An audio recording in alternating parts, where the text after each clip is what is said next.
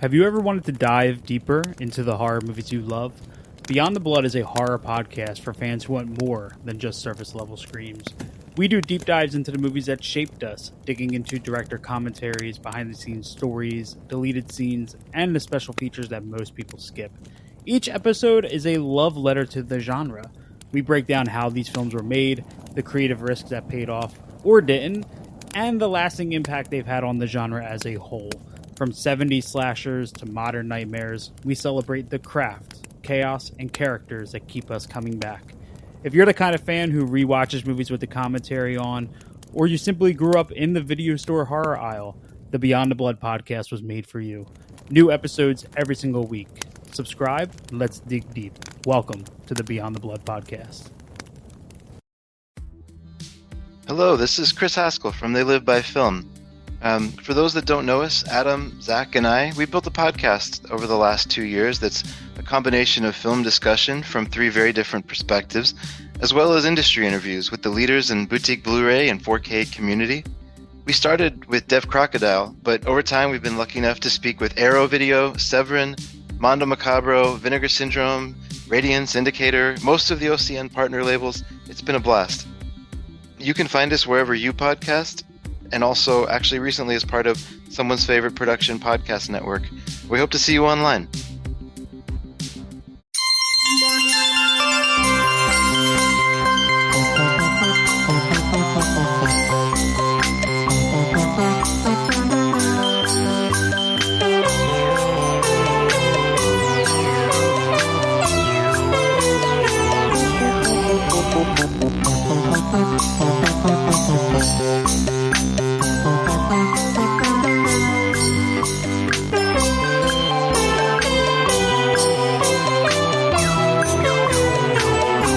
Welcome to Rankin on Bass, an offhanded joke that became a short-lived podcast, though I guess it's much longer-lived than we originally thought. I am your host, Mike White. Joining me is an elf who wants to be a dentist, Mr. Stachiw. Boy, we are as far from the North Pole as humanly possible on this episode.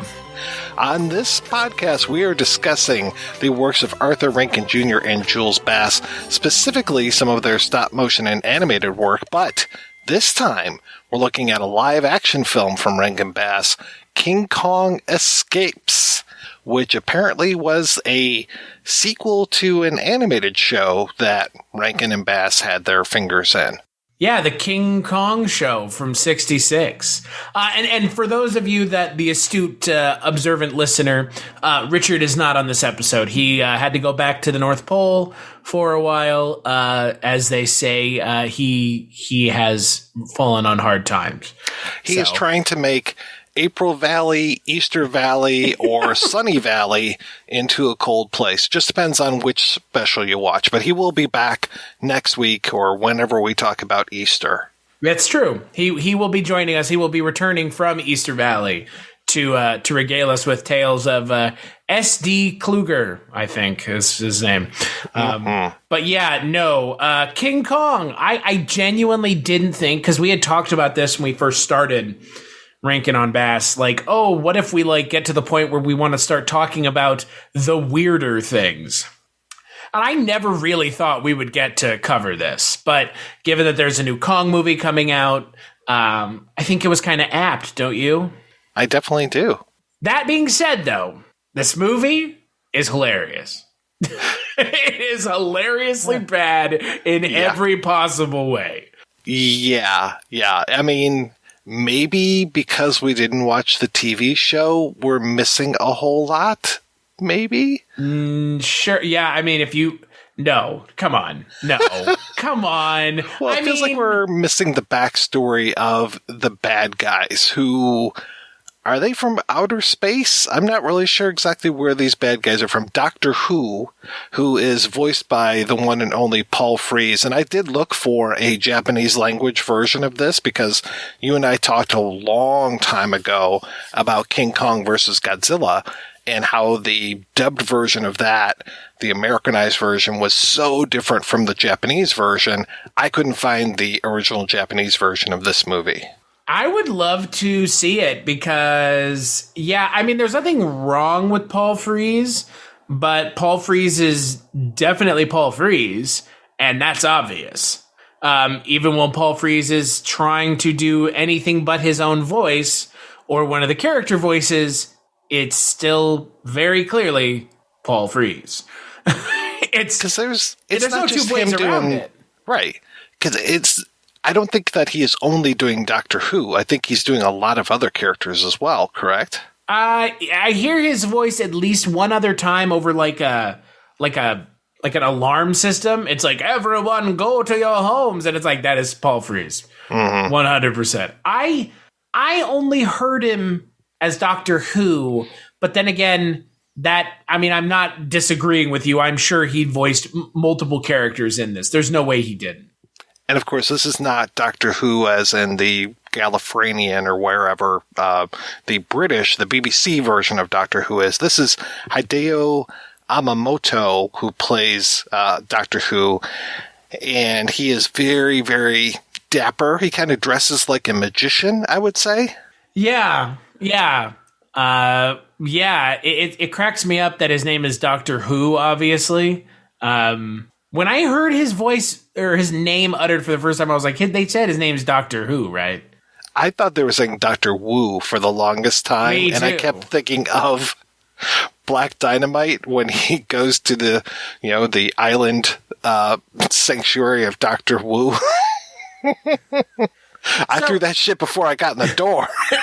So I think I know now what you were talking about with Paul Frees, because there's that interview with Rhodes Reason. I just heard his voice a lot when I was watching it the first time, and I was like, how many voices is he doing? There was a moment where I was like, is he doing every voice but the female voices? So it says here that in an interview with Rhodes Reason, Paul Frees did almost all the male voices for the dubbed version. Okay. Frees apparently asked Reason why he was there and said as a joke, "Why are you here? I could probably do a better version of you than you could." Rhodes Reason, who I thought that was a pseudonym, but apparently that's his real acting name. That's his real name. Real name. Wow. Yeah, that's his real name. He's right. okay. Yeah, he was all right. I mean, it's funny how we have these teams in these movies, and this one definitely felt like it was aimed more at an American audience because of having Rhodes Reason and Linda Miller there. And I kept wondering, like, in the Japanese version, are these two characters American as well? Because it's this international team of Commander Carl Nelson, Lieutenant Susan Watson, and Lieutenant Commander Jiro Nemura. And I was like, all right, are they supposed to be Americans in all versions? Because it definitely, we have the pretty blonde who is appealing to Kong's nature and the dashing American guy who really is in charge. And I felt a little bad for Jiro Nemura or Akira Takarada, the guy who's playing him. I felt bad for him because he was in the original Godzilla movie and now he's in this. Yeah. Just like I feel bad for Haru Nakajima, Haru Nakajima was the guy in the original Godzilla suit, correct? And now he's in the Kong suit in this movie. And I think I saw a picture of him, like half in, half out. He's got like these big pads over his chest because the way Kong is built, he's super top heavy. It looks like he's going to fall over at any moment. Yeah, he's like an upside down pear. It's really weird. The design of Kong in this movie is bizarre, and it doesn't look ape-like. It looks like a guy in a suit. Yeah. Like more so than even in the original Kong. And I know the original Kong was a stop motion maquette. And, like, that looked more realistic than this does. This is just really bad. Yeah, it does not look good. His eyes especially look absolutely terrible. And say what you will about Godzilla, at least his eyes look like there's some life in them. But with this Kong outfit, it just looks like they're almost painted on. And I'm just like, where can this guy even see out of? These are not human eyes that we're looking at. Yeah, I don't know either, but his eyes cracked me up because they were so, like, they weren't expressive, but at the same time they were. It was very strange. Like, all of his performance went through the character's eyes. Like, the first time you see Kong in the film is a shot of his eyes and his eyelids opening. So, like, it's very apparent from the first frame of the film, like, what they're steering into is, like, they're gonna make a point to, like, show this character's eyes a lot. And they do a lot. Like, have a lot of close-up shots of this character's face. This Kong suit. I liked it for that fact that, like, the eyes, they are terrible looking, but, like, they're hilariously expressive in the worst way. They just always look like Kong is confused. Constantly confused. Well, let's talk a little bit about the plot, because it took me a while to finally glean what was going on in this thing. It's basically, feels like Doctor Who wants to get this thing called Element X, and I'm not exactly sure what Element X is all about, but we are in the North Pole, so we should be seeing Richard here someplace. We are in the North Pole, and Doctor Who has created a mechanized King Kong in order to dig for Element X.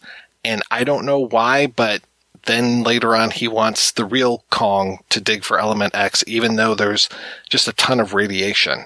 Well, so I guess when the Robo Kong, or Mechani Kong, I think is how it's called in the movie, which is a hilariously bad name. Why not Robo Kong? Mechanicong is such a... I mean, I know that's what it was called in the cartoon, but still doesn't change the fact it's terrible. I guess the Robo Kong was adversely affected by, like, magnetics underground? Sure. I mean, that's what they said. It's like the magnetism, it's interfering with it. It's like, yeah, okay. So what happens if a human goes down there? Like, what happens if an organic being goes down there, you fucking asshole? Oh, okay, the organic being goes down and just gets irradiated to death. I mean, that's not how this works. Like, you need to undo the magnetism problems, not try to put a live creature down there. What? It's very strange. And then, like, I guess Element X is can be nuclearized. That's what I would think. It feels like Doctor Who doesn't necessarily explain what his larger plan is. I don't know if he even knows what it is. And to your point, there's something you brought up, early on that you kind of was an open-ended question. I think he might be an alien, or I don't know. Right. No, I don't. Like, he dies at the end of the movie in, like, a very kind of gruesome, graphic way, shockingly. Because I was under the impression this was like a film for children. Not like children, but, like, not that far in the direction. So, like, I guess he must be human because he does bleed. Right. Well, if he bleeds, we can kill him. Yeah, it's true. Do you bleed? And then there's Madame Piranha, who is not Japanese, according to the film. And they make this big deal about her not being Japanese. She's from a country. She's from a country. And I kept thinking, is she really from a country, or is she from outer space? Well, that's what I didn't know. I was under the impression that she was a fucking alien. Yeah. Right? That's what it feels like, the way that they just keep doing that. And at one point, our hero, Carl Nelson, starts smacking her around and is just like, are you from Burma? Are you from Thailand? I was just like, whoa, dude. I am from a country. Yeah, but which one? Mm-hmm. It was super weird. Like, I guess, look, with a name like Madame Piranha and Doctor Who, my assumption is they are aliens. Because, and look, correct me if I'm wrong, I'm not super well informed on the Godzilla canon, at least the Toho stuff. There were aliens, right? Yeah, I want to say, like, All Monsters Attack or Monster Island, one of those had aliens and they were controlling things. A few of them might have had aliens. I'm not sure. So I'm right there with you. Like, all of these movies, I think you asked before we started recording, had I seen this before? And it's like, all of these movies feel familiar because we used to have a show, it was like Friday afternoon or what was it, like 5 o'clock in the movies or something like that around here, or 4 o'clock in the movies. And they would do like Godzilla weeks. And so you would see 5 Godzilla films, or Saturday afternoon on one of the UHF channels would always show Godzilla films. So it's like, I swear I've seen all this stuff, but it's just this big jumble in my brain as far as what these movies are and how they relate to one another. See, that's fair. Like, I am not like because we've done Kaiju Month at least once on the Culture Cast. And I know you've covered some Kaiju stuff on the Projection Booth, your podcast. But like, it's just kind of like a blind spot for me. And so like you said about this movie, because this Rankin on Bass episode is very different than what we normally do, because this is a film. This is a movie that ostensibly either one of us could have covered on our podcasts, our normal podcasts. It's what's weird to me is like what you said. I kind of feel like I've seen this movie before, but I don't think I ever have. But a lot of these movies run together. The biggest disappointment for me from this movie was the lack of Minya, who is the greatest character in the Godzilla canon. Or excuse me, I guess Minya is his American name. What's his Japanese name? Manila? I'm not sure. Who is this character? Minya, like Baby Godzilla? Oh, God. I used to call him Godzuki, so I don't know what his real name is. Okay. I don't know what his name is. Like I just call him I guess he is called Minya. But I was just disappointed there was no Minya in this movie, because Minya is the stupidest Godzilla character. It looks like a small Godzilla with like 2 very like droopy eyelids. I don't know. Like like everything about this movie felt like a Godzilla movie that just happened to have King Kong in it. Yeah, but then they do like lip service to King Kong with this whole Susan Watson being able to control the beast. Feels very on the nose, right? Oh yeah. And just like him falling immediately in love with this blonde girl, like, okay, this is kind of weird. But then I guess he's really in love with her, because he'll let her go and just like go back onto the boat and then do whatever she tells him to do. So, you know what the funny thing is though? I for sure thought that when King Kong, like when she was swimming back to the boat and he like swiped at her to pick her back up, I kid you not, I thought he killed her. The music cues were being played as such. It was so bizarre. I was like, did he just kill her?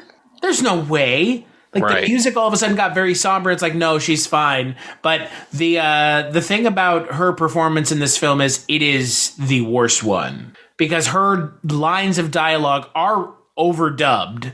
So Linda Jo Miller's voice is not heard in this film. It's Julie Bennett's voice. And her line delivery is really bad. No, Kong! No! It got really annoying really fast. It was especially like at the end, in the climax of the film. Yeah, she was like one of the Timmys from the Gamera films. Just like, no. It's like, oh, God, how annoying are you? And like, we don't... Like, it's not that the film doesn't need it, but, like, it doesn't add anything.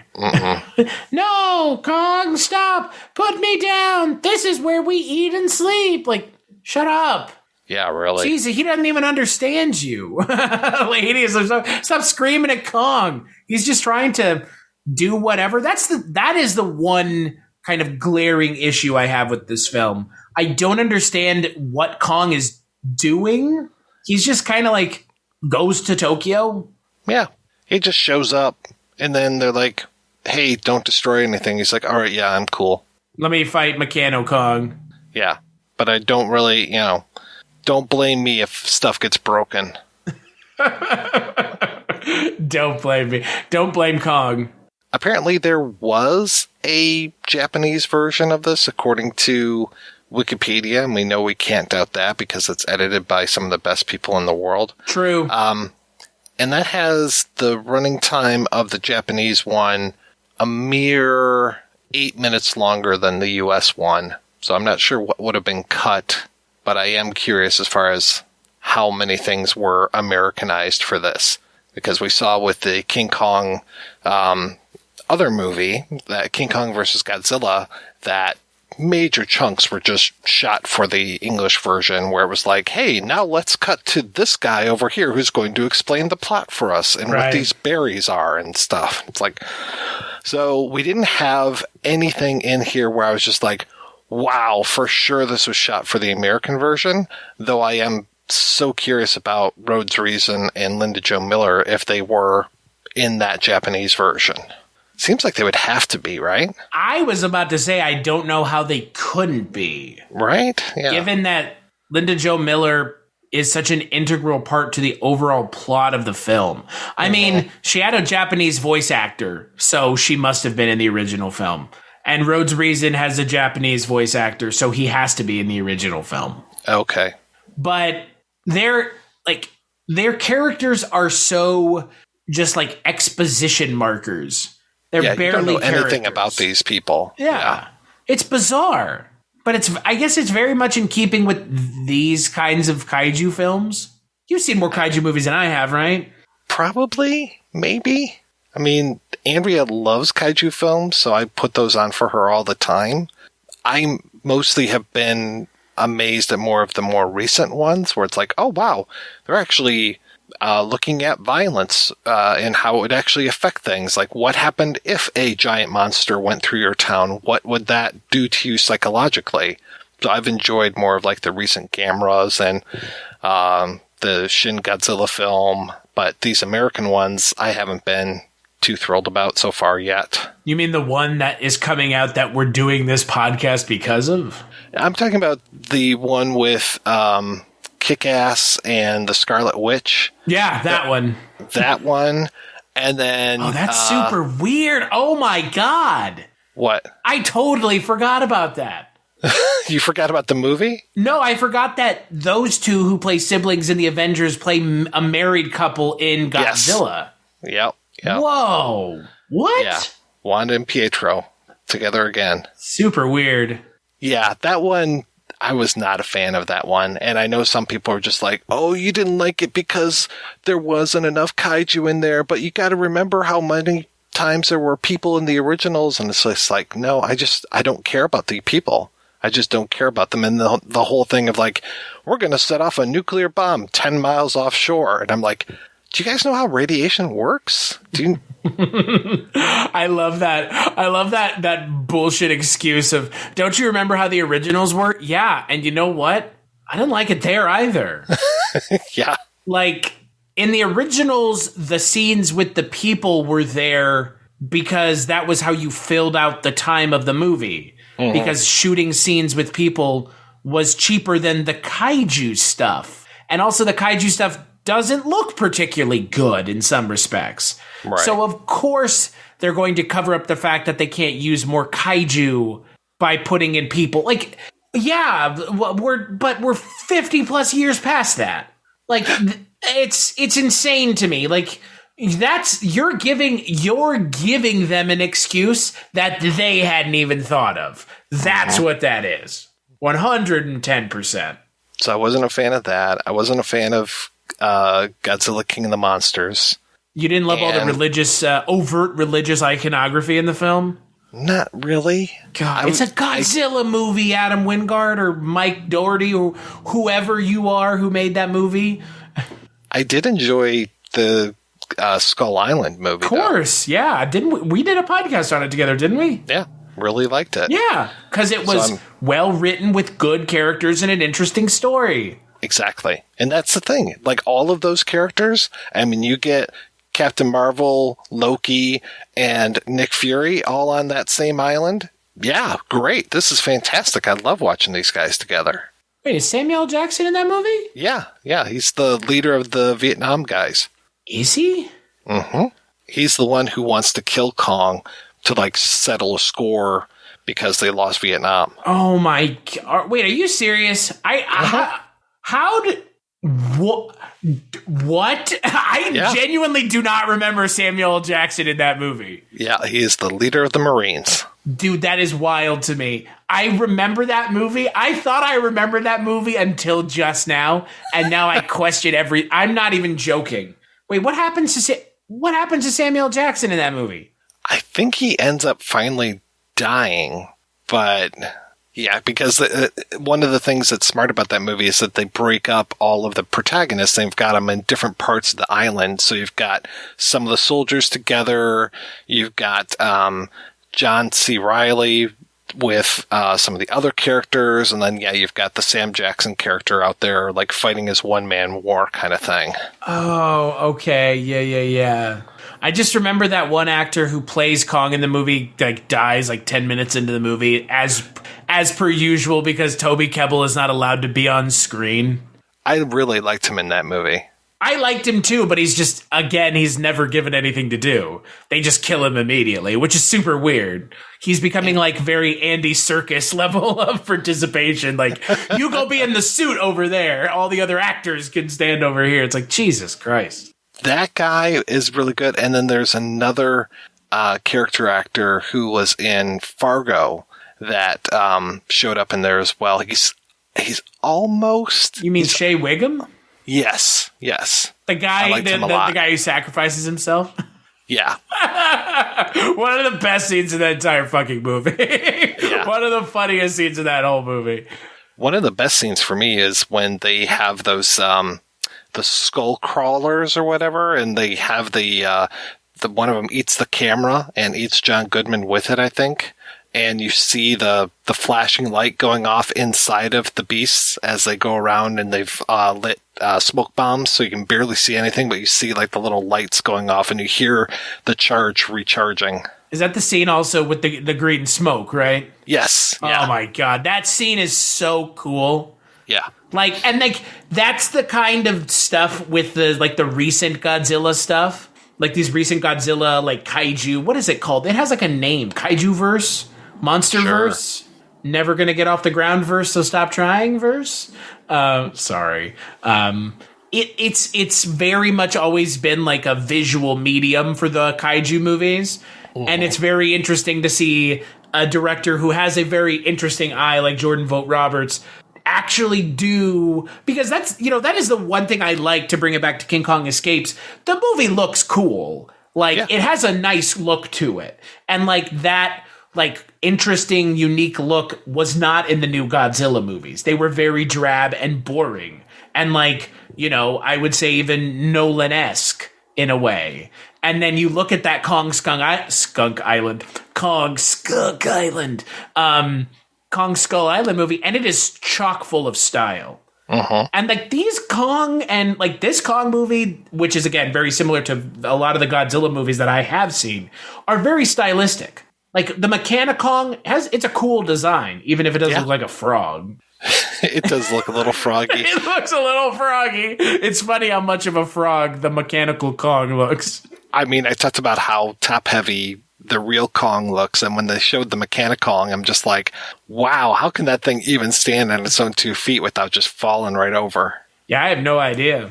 What about the, my favorite part of this movie is the Gorosaurus King Kong fight, where it keeps cutting to the Gorosaurus, clicking its fingers together. Yes. And I'm just like, what are you doing? What is what a weird choice. It's like scratching its fingers together on its short T-Rex arms. What is going on? I had no idea that there was going to be a full-on WWF fight in the middle of this movie, because King Kong is hitting the lizard with pile drivers and running bulldogs and stuff. It's funny. And then Kong literally beats the life out of this thing.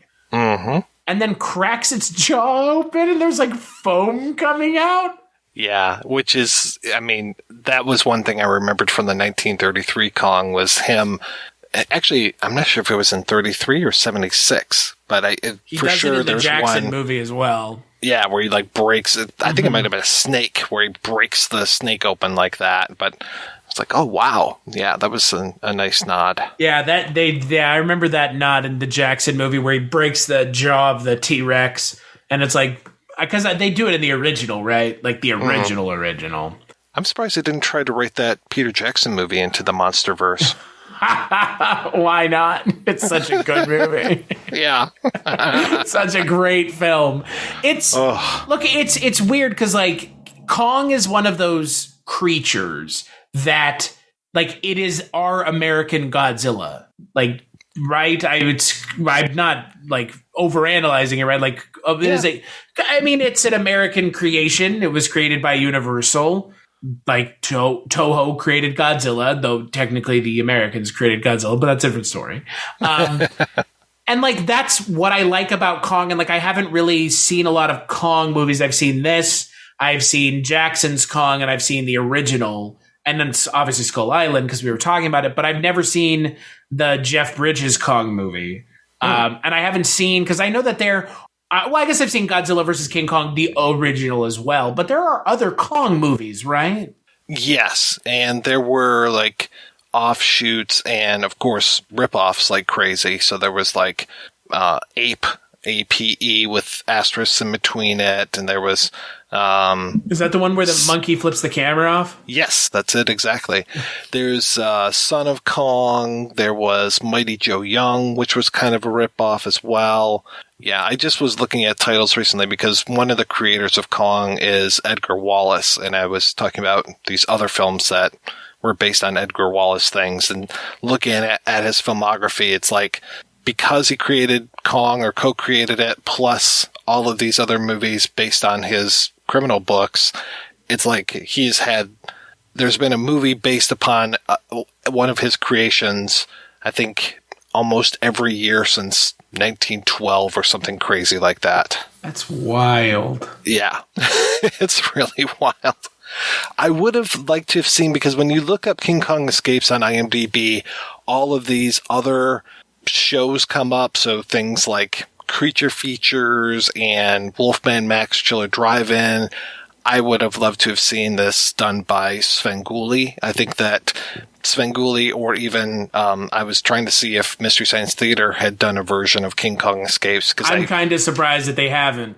Me too, because this just feels right up their alley. Like, I guess, Jet Jaguar and that is right there with this. But yeah, watching the Doctor Who character and him gesticulate madly and go into his little fits of rage and stuff, I was like, man, I bet you they could make some really good jokes about this.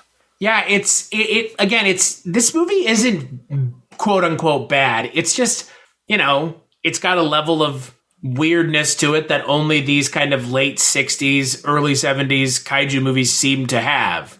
And like they're endearing for a reason in their sincerity and kind of just how abjectly weird they are. But I kind of love it because they're very charming, right? These are very charming little movies. Oh, yeah. Yeah. I had a great time watching this, and I've seen it twice now. I would not be afraid to watch it a third time. I really had fun with it. Could you see any of the Rankin and Bass influence? Because I kind of saw it in one aspect of the movie. Other than the North Pole and Paul Frees. The two big ones.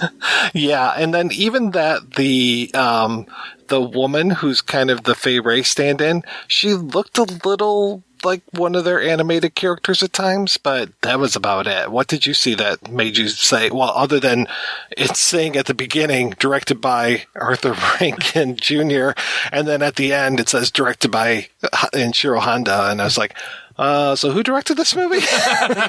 I was going to say all the miniatures. Okay. A crazy amount of miniatures in this movie. But that's just me, because the amount of miniatures in Rankin and Bass stuff. So I'm sure that has nothing to do with it. But, I was just like, man, look at all these cool little miniatures that are, really convincing. Surprisingly well. There's some surprisingly well done miniature work in this film. Oh, yeah. With, spaceships and tanks and stuff.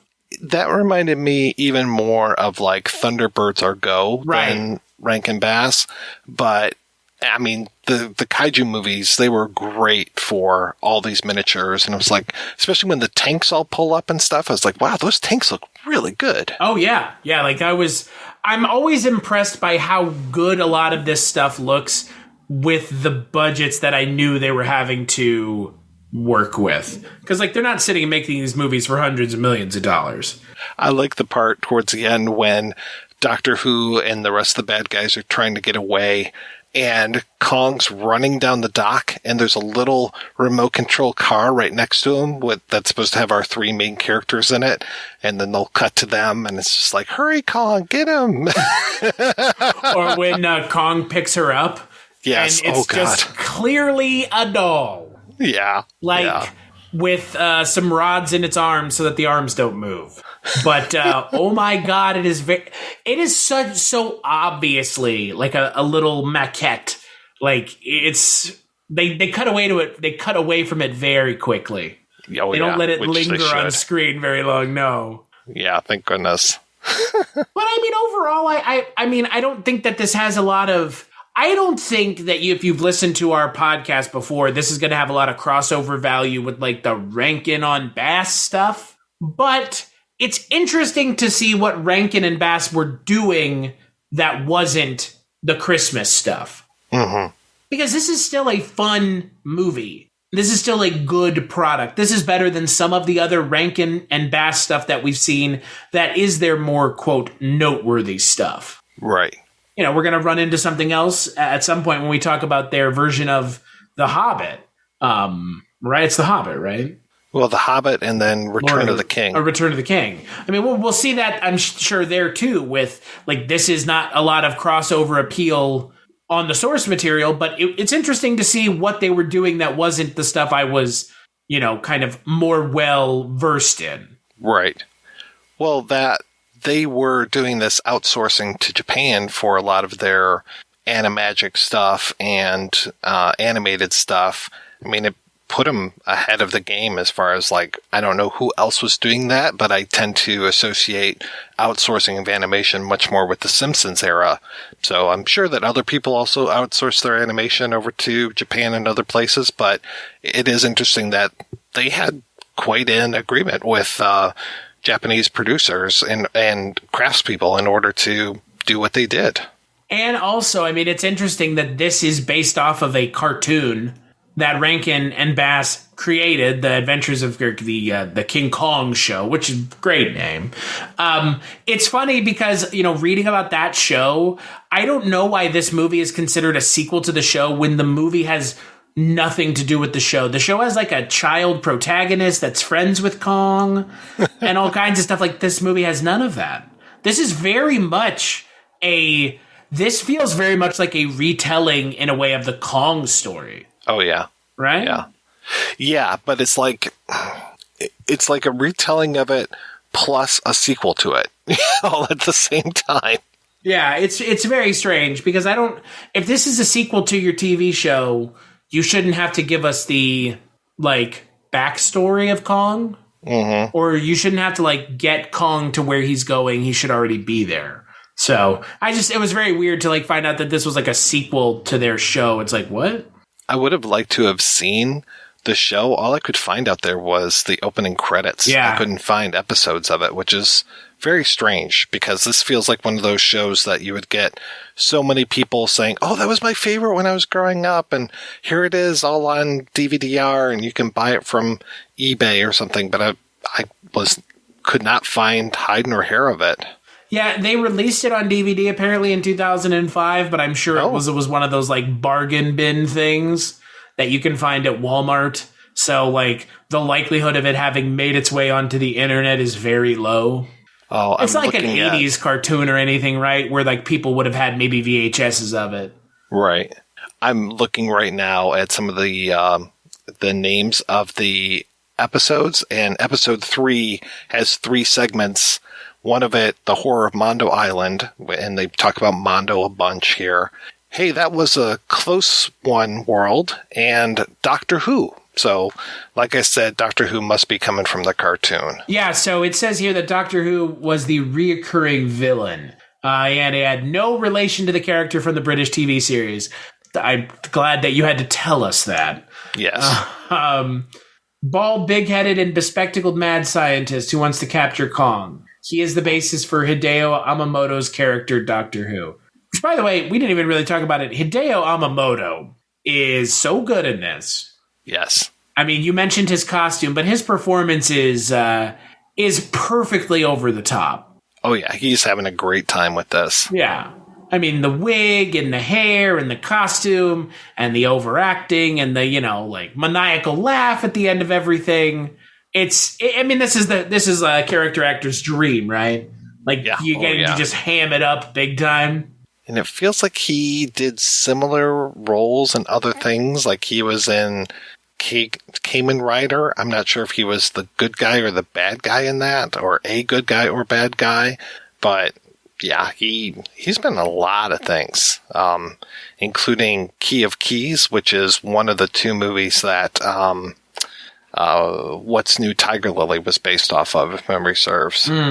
He was also in the original Ghidorah.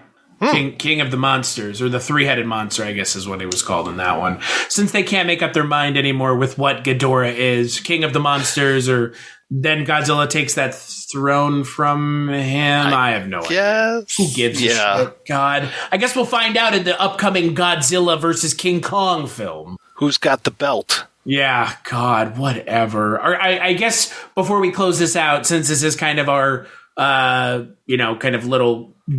kind of in tandem with that coming out. Are you excited for the new Kong movie?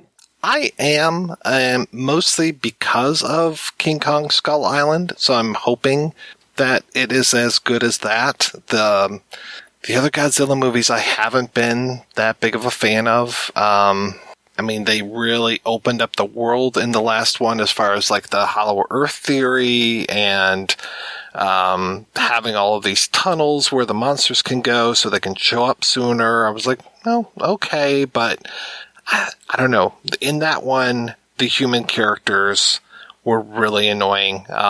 Millie Bobby Brown really didn't do it for me. Kyle Chandler just always feels like a poor man's leading man choice, So, and with something like this, I'm just like, the question I see every single time they show the commercial is, why are they fighting? Like, they should be friends. Well, if the international trailers are to be believed, there's a very obvious reason why they're fighting, and it starts with a M and ends with an A, and you know who I'm talking about, because I think everybody who is going to watch this movie knows what the twist of the movie is going to be. Luckily, I don't. Well, good. Well, then don't ruin it for yourself. I won't. But I don't...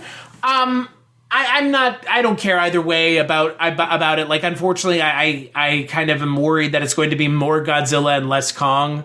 And I'm like, I would have no problem with that in the grand scheme of things if it weren't for how poorly this version of Godzilla is being portrayed. I just don't like this version of Godzilla. I also have questions about the height, because it feels like they keep making Godzilla bigger than like buildings, and they say like, oh yeah, Kong's like 60 feet high, and I'm like, well, how high is this Godzilla? It feels like he's like 150 feet high, so how are they even going to match off? I have no idea, because Kong is not the size of skyscrapers. Right. He's like very clearly diminutive in Skull Island. Right, yeah. He's like 3 palm trees high or something. Yeah. I don't know. Maybe it'll be good. I mean, it opened internationally already last week, so it's gotten middle-of-the-road reviews. So as long as it's more monsters and less people, hey, that's all I could ask for. If this wasn't a global pandemic, I would be there next weekend at the theater watching it. I believe it. And if it weren't a global pandemic, I would be as well, because we'd probably be doing an episode on it. So, because I actually used to go to the movies, like as much as I, bemoan the movie system, I did go. So, Yeah. I tried to go once a week. So it's been a strange 54 weeks. But you know what they say? Now I don't have to. I can watch it at home in the comfort of my own home with my Crocs on and my sweatpants and a box of popcorn that didn't cost me $8. How did you describe the contents of my living room perfectly? I know, right? Exactly. Exactly. But I would look, my ultimate takeaway from this, and again, like, I know that this is pretty far from what we were used to covering on this podcast. I would check this out, and you can find it on archive.org, because that's where I found it. So, in a pretty good version of it. So, if you have any kind of preconceived notions about what you think you're going to be getting yourself into with a Godzilla or a King Kong movie made and produced by Rankin and Bass, it's kind of what you would expect, but not necessarily in a bad way. Well, thanks everybody for tuning in. I want to thank Abby Stabby for our artwork. Blah. Thanks for tuning in. I want to thank Abby Stabby for our artwork, as well as the Great Octopus for our theme music. Chris, where can people find you if they want to find out more about you and all of the wonderful things that you're up to? You can find me on Twitter at Christmas Claus, and I talk about the podcasts I do on there. Culture Cast. I'm on your podcast from time to time. I am also Dreams for Sale, Chronicles from the Crypt, Barney Miller, a lot of stuff. So Twitter is the easiest spot to find me. What about you, Mike? Well, you can find me all at my link tree. What is a link tree? Basically, it's like a page that keeps track of all of your crap, where it's like, here's where to find me on Instagram, here's where to find me on Twitter, here's where to find me on Facebook. Is it like a landing page with a bunch of links? Basically, that's it. And you can do a free version, which is what I've done, or you can pay all kinds of money for no good reason. So, what the fuck? Yeah. I'll just say you can find me over at projectionboothpodcast.com, where I have links to all this other stuff as well. So you can go over and check out your Dreams for Sale, your Life and Times of Barney Miller podcast, your Rankin Bass, all that fun stuff. Be sure to subscribe to us on your favorite podcast platform. We'll be back to talk about the lives and loves of the Easter Bunny in just a few weeks. Until then, please rate and review the show wherever you download the podcast. Tell your friends, tell your family, and stay weird.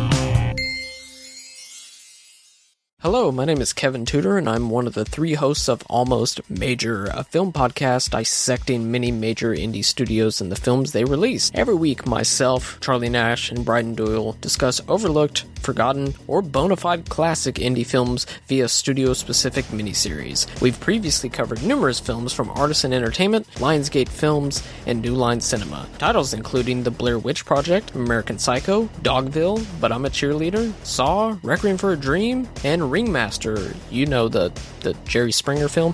Anyways, we have a fun time every week, and we hope you will join us. Subscribe to Almost Major wherever you get your podcasts. Now proudly a part of the Someone's Favorite Productions podcast network.